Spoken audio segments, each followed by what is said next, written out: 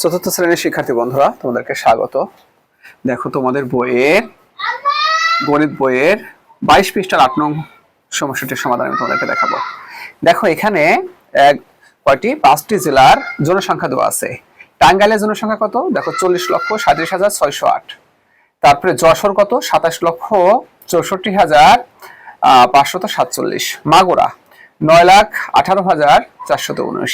খাগড়াছড়ি 7,14,119 এবং খুলনা 23,78,771 জন।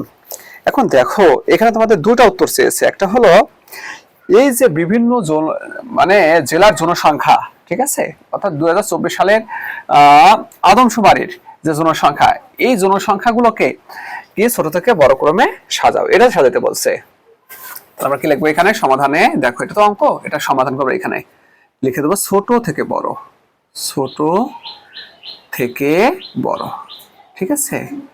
লিখে আমরা এখানে একটা কোলন দেব।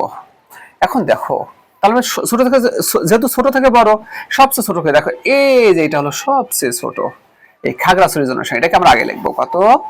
7,14,119। এটা ছোট। এরপর কোনটা দেখো, এই যে এটা কিন্তু তারপরে ছোট, কত? 9,18,419। 9,18,419।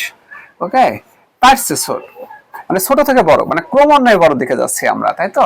এটা দেখো 40 লক্ষ, 27 লক্ষ না 23 লক্ষ, তাই না? ছোট তো এটাই, আমি লিখবো 23,78,971। ওকে, তাহলে আমরা এখানে লিখলাম, ঠিক আছে। এই যে ছোট কোনটা? 27,64,547 ছোট, কেননা কত? 40,37,608। ওকে ফ্রেন্ডস, এটা একটা অংশ উত্তর। আরেকটা অংশে বলছে যে কোন জেলার জনসংখ্যা সর্বোচ্চ এবং কোন জেলার জনসংখ্যা সর্বনিম্ন। দেখো, এইটা হচ্ছে সর্বোচ্চ জনসংখ্যার জেলা, তাই না? তাহলে এটা কোন জেলা? এটা টাঙ্গাইল। হ্যাঁ, তাহলে আমরা লিখতে পারি সর্বোচ্চ জনসংখ্যার জেলা কি হবে? টাঙ্গাইল।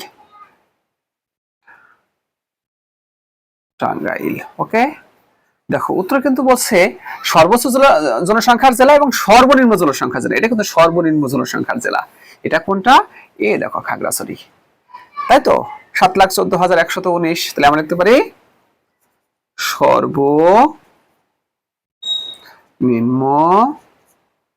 জনসংখ্যার জেলা কি হবে? খাগড়াছড়ি।